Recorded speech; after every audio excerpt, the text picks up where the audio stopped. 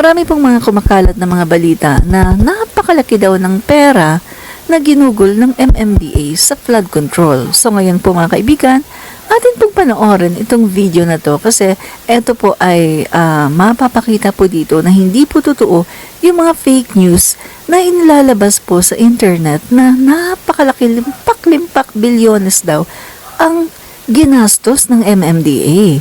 So mga kaibigan, panoorin po natin itong Malacanang press con para nang sa ganon ay makita nyo ang katotohanan.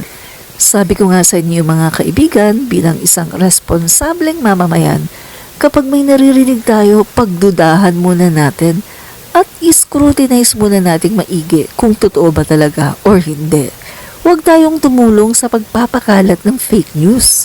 Kaya yan po ang dahilan kung bakit narito si Admin Rich para po i-refute natin ang kanilang mga fake news. Sabi ko nga palagi, fight fake news, expose the truth. The president reiterated the need to build more water impounding projects as part of the government's master plan for flood management. The president also directed DPWH to pursue long-term, large-scale flood control plans and to improve catch basins to prevent floods. He ordered the relevant agencies to prioritize areas that are at greatest risk. President Marcos also ordered the Metro Manila Development Authority to continue to implement the large-scale drainage plan. And joining us today are Department of Public Works and Highways Secretary Manuel Bonoan and Metropolitan Manila Development Authority Chairperson Romando Artes. Good afternoon, Secretary Bonoan and Chairman Artes. Good afternoon. Go ahead and please brief the media on the meeting today with the President. Well, today we presented to the President actually what the Department of Public Works and Highways is undertaking to mitigate the flooding problems all over the country.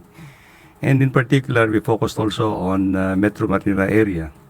And in today's briefing, I mentioned to the President that since this administration took over in July of 2022 and up to May of 2024, we were able to accomplish or to complete about 5,521 projects. And these projects, I have to clarify that many of these projects also started way back in the previous administrations. But these were projects that we have to continue because these were delayed because of pandemic and other factors. So, but we continued on and these projects were completed. And I also informed the President that continuing with the flood control projects all over the country, we are going to continue to implement another more than 5,000 flood control projects. But I categorized these projects are the immediate engineering interventions in the principal rivers because the Department of Public Works and Highways also implementing flood control management programs in the 18 major river basins throughout the country, including Metro Manila. And this is the Pasig Marikina Flood Control Management System. So I laid down actually what are the components of these projects and everything. And I think there are directives in the process. The President has directed the department to consider actually not only the flow of floodwaters, but also to impound initially the floodwaters in the watershed areas. And this is a very important component that we need to address at this point in time. And I think basically this is a solution that will impede actually the flow of floodwaters down to the low-lying areas. And of course, there are other instructions of the President that we have to collaborate also with the other stakeholders, particularly in the internal drainage management systems, particularly in urban areas, because this is very vital to address the runoff waters particularly in urban areas. So these are some of the things that the President instructed us to look into in the future projects that we are going to implement in the department. Okay, thank you, Secretary Bonoan. Chairman Artes? Yes, before I start, I'd just like to correct the post circulating online that MMDA has 787.6 billion budget for flood control for the past 2 years total. That's fake news. We don't have that much budget for flood control. In fact, for 2023, we only have 1.8 billion budget and 2.2 billion for 2024. That includes the 400 million for operations and maintenance of 71 pumping stations. So the 787.6 billion is fake news. In fact, sa history po siguro ng MMDA, we are already 49 years. Baka yung total budget po namin sa 49 years na yan ay hindi pa naka 87 billion. So, mali po yung kumakalat sa post na 787.6 billion ang budget ng MMDA for flood control projects sa 2 taon. We just like to emphasize, at kanina po ay napag-usapan, unang-una, yung pong tubig na dala nitong bagyong Karina ay mas mataas or mas marami kisa sa dala ng Ondoy. 471 mm in 24 hours as compared to 455 na naumpong Ondoy.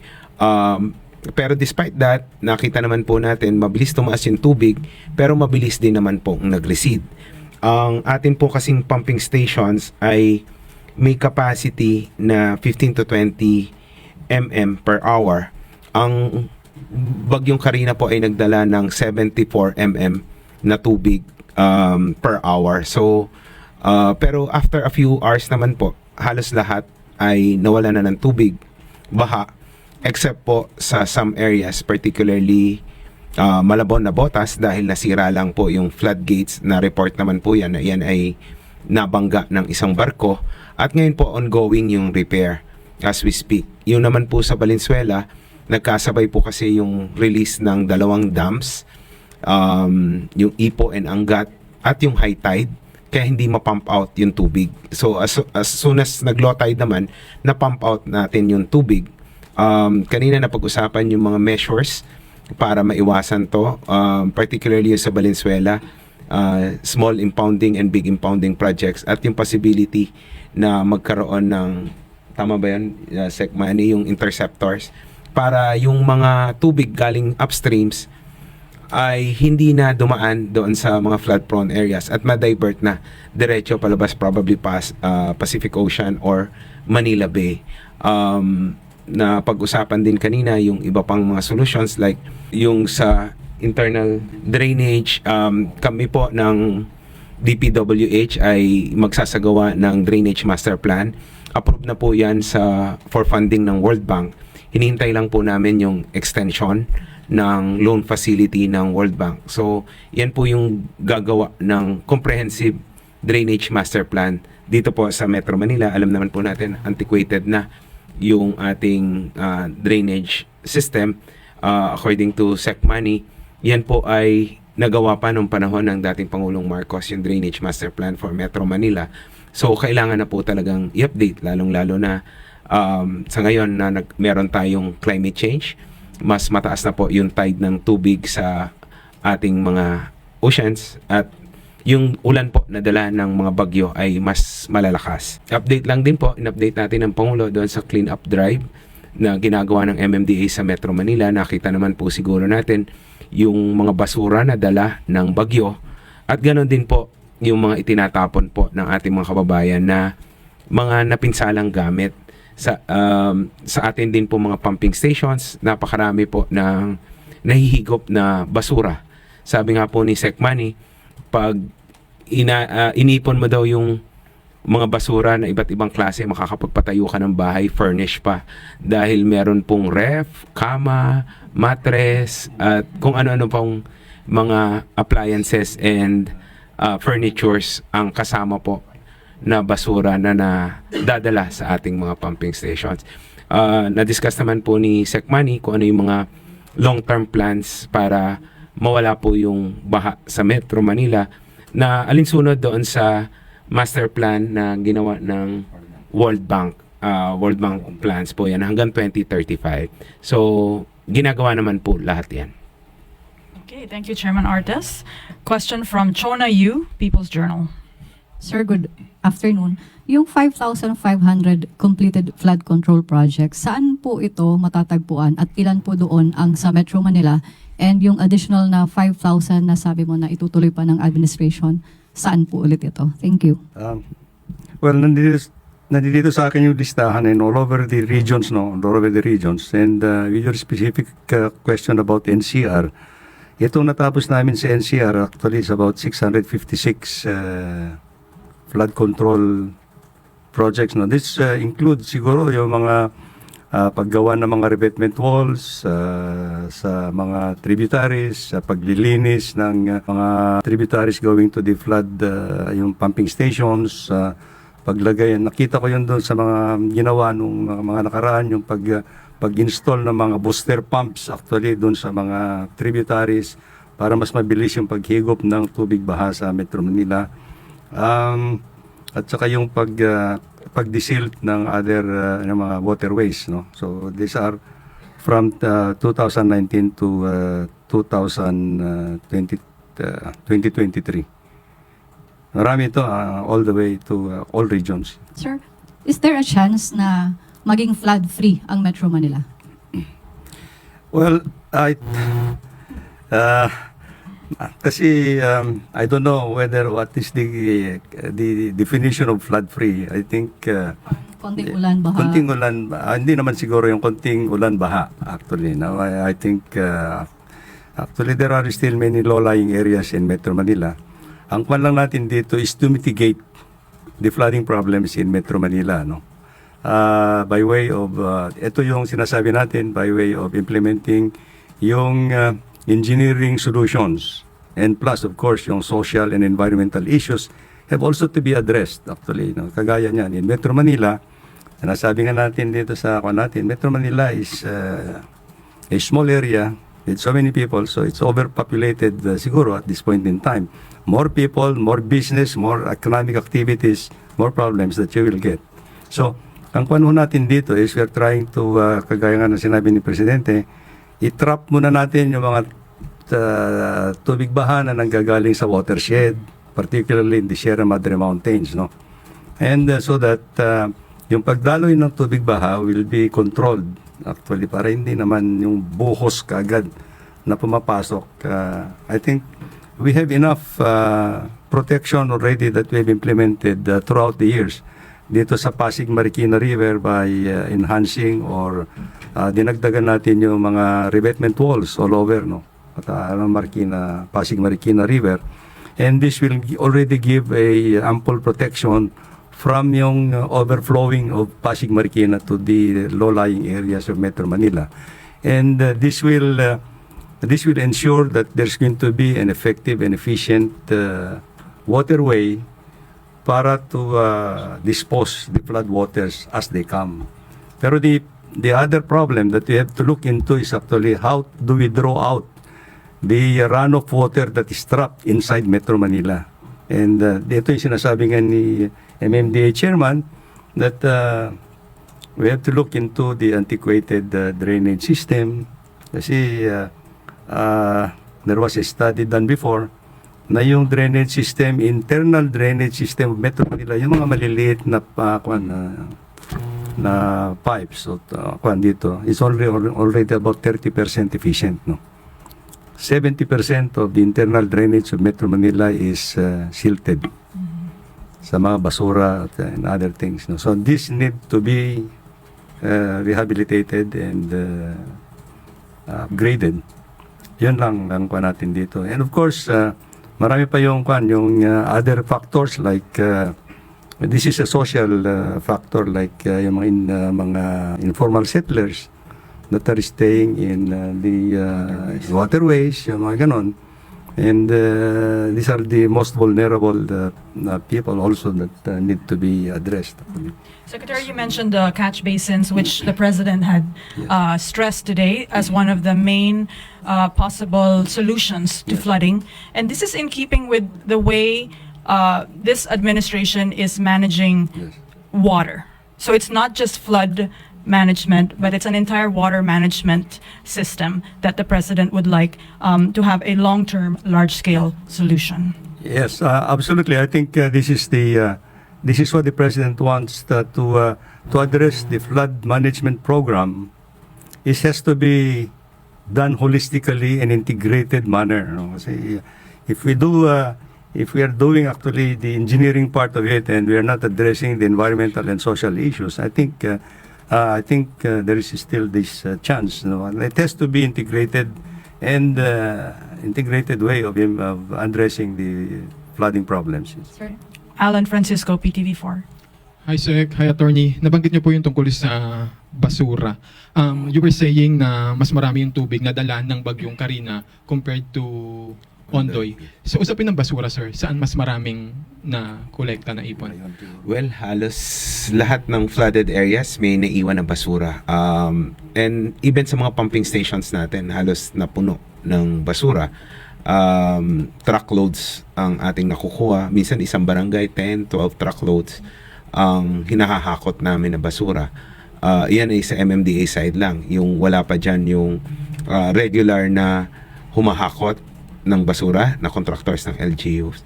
Dahil napakarami po talaga. Even during our monitoring nung kasagsagan ng bagyo, talaga pong napakaraming basura ang dala ng tubig baha. Well, more likely po dahil household waste po yung kasama na mga basura. Secretary, paki-explain lang po itong Comprehensive Drainage Master Plan para sa mga kababayan nating nanonood ngayon. Anong matutulong nito itong plano na to, sir? Ay, Chairman. Yung kasing Comprehensive Drainage Master Plan, yan po ay tulad ng ginagawa sa Netherlands. Similarly situated tayo sa Netherlands, ang Metro Manila, particularly yung Amsterdam, dahil mababa siyang lugar at bahain. Ang kanilang ginawa, meron silang 50 to 60 year drainage master plan. Meaning, piniproject na nila yung tubig ulan based on weather patterns. Kung gaano karaming ulan ang darating 30 years and 50 years from the time na ginagawa yon. Then, ina-adjust nila yan after 30 years. So, yung plano po natin kasama ang DPWH at mga LGUs, aralin lahat yung drainage system na dito sa buong Metro Manila. As we have said, antiquated na kasi siya, maliliit, silted. Kailangan na po na integrated siya, meaning dito sa lugar na to, ganito kalapad, ganito kalalim. Hindi dapat pagdating sa kabila na karsada, makipot, mababaw, hindi nakakadiretso yung tubig. Dito po sa ating drainage master plan, lahat po yan integrated para ang daloy ng tubig ulan ay dire-diretso by force of gravity palabas sa mga major waterways at hindi po maipon sa particular na lugar. So, yan po yung purpose and benefits ng Drainage Master Plan na gagawin po namin ng MMDA, ng DPWH, katulong po ang mga LGUs ng Metro Manila. Magkano, attorney, ang budget dyan? Well, pinag-aaralan pa kasi depende sa scope ng trabahong gagawin dito sa plano. Kasi parang ang tinitingnan po natin, kasama na yung detailed engineering design. So, pati po yung disenyo ng mismong kanal or drainage, pati po yung mga gamit na gagamitin, ay gusto natin ipasama na para may template na tayo or Bible para kung ang magpapagawa ay DPWH, ganito yung susundin. Pag LGU, ganito po yung susundin. Para may specific standard na. So, depende po yan kung kakayanin ng budget, kung hanggang detailed engineering design. So, magpo-propose po tayo together with DPWH kung magkano yung possible cost. Can we assure the public na yung mga interventions that we are doing, particularly on the short term, kasi nangyayari na siya this year, would be enough to prevent what happened next week from happening again? Or at least mabawasan man lang, sir? Well, what I can say is actually the engineering interventions that we have done so far is actually have been made effective actually for the conveyance of flood waters now. Ang problema natin dito, how to get the flood waters inside the waterways, no? I think yung nangyari kasi sa atin dito between ngayon sa Typhoon Karina is that inugot niya ang habagat and that exacerbated actually the rainfall intensity. As we were briefed actually today, I think the probabilities of having yung hihigupin ulit yung habagat may not be that intense at this point in time. Kasi I think, sabi nga nila, maybe by August or September, medyo lumalapit na yung bagyo sa land. So it will be faster to kung siguro yung rain intensity. Well, hopefully ganon.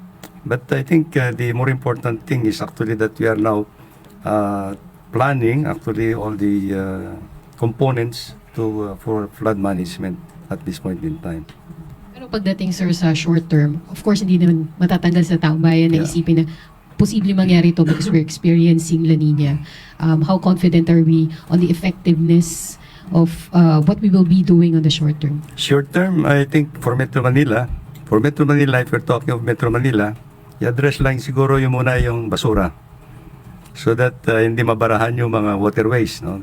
Kasi sa ngayon kasi, in the short term, now we are actually rehabilitating some of the major pumping stations in Metro Manila to increase the output capacity ng mga pumps ayun sa pumping stations, no. Ang kuwan lang natin dito is how to get the flood waters to the pumping stations. So ito yung sinasabi nga natin na medyo hindi na efficient yung drainage system in Metro Manila. And this is complicated and exacerbated because of yung nababarahan nga sa basura. So if I think maano lang, ma-address lang muna kaagad yung pagtatapon ng basura so that it will not clog the available waterways now. I think it would help a lot sa tingin ko at this point in time. No? Kasi I can assure you that yung engineering interventions or structures that we have actually already constructed along the Pasig Marikina River would be enough to safeguard actually yung hindi mag-overflow ang Pasig River towards the low-lying areas in Metro Manila. Chairman, may pinag-uusapan naman po tayo ngayong drainage systems improvement. But in 2012, nag-approve po ang nooy Public Works Secretary Babe Singson ng master plan.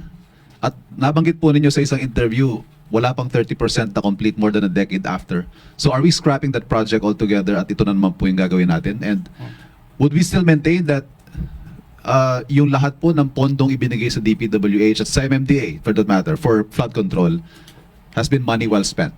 I think, well, it helped a lot actually. It helped a lot yung mga initial flood control programs that had been implemented over the years. Hindi naman natin sabihin na nasayang lang yan. And this is evident enough that yung sinasabi nga na natin nung Yandoy, the flood waters stayed in Metro Manila for more than 2 weeks. Or eto na ngayon, with some of the flood control projects that were implemented over the years, no? Yung engineering interventions and other projects that were implemented, kita naman natin that the flood waters have receded quite faster than Ondoy, no? So I think it contributed a lot. But again, engineering intervention is just one component of flood mitigation problem. It has to be done holistically. Yan sinasabi nga natin eh. Over the years, sinasabi natin, from Ondoy to now, I think nandoon pa rin. The population increased, economic activities increased, basura increased, and so forth and so on. So, I think, I can assure you that I think the funds that were put into the infrastructure component, they have helped a lot in mitigating the flooding problems also in Metro Manila. And of course, in all other parts of the country. Kasi, ito nga yung sinasabi ko, the engineering interventions are 2 parts, no? The immediate protection of low-lying areas, and these are yung mga immediate flood control projects. And then we are addressing the holistic flood control programs through the river basin concept. Ito yung river basin concept. So, ito yung dalawang aspects. But immediate, we need it now, immediate yung protection of low-lying areas through yung flood control projects all over the country. Kasi yung river basin program, holistic ito, but it may take a little time to implement all the components of the river basin program. Can I add lang? Yeah, go ahead, sir. Regarding doon kung nasayang ang pera, I don't think so. Kasi meron din naman mga areas na dati binabaha, like yung Vista Royal in Quezon City and LGB. Noong pong Ondoy, halos lagpas tao po ang tubig dyan. Pero ito pong bagyong Karina, wala pong baha sa loob ng mga subdivisions na yan. Yan po ay dahil sa mga flood control measures and projects na implement ng DPWH, particularly sa Marikina River and Pasig River. So, even po sa Provident Village sa Marikina, dati lagpas bubong ang tubig dyan. Ngayon po hindi. So, nakatulong. Hindi, sabi nga, maybe we cannot prevent yung pagbaha, pero we can mitigate. And kung pagbabasihan yung bilis ng pagbaba ng tubig, yung in fact ibang lugar sa Metro Manila, matter of hours after na tumigil ang ulan, nawala po yung tubig baha. So, doon makikita yung efficiency ng mga flood control projects na ginagawa ng MMDA at ng DPWH in particular.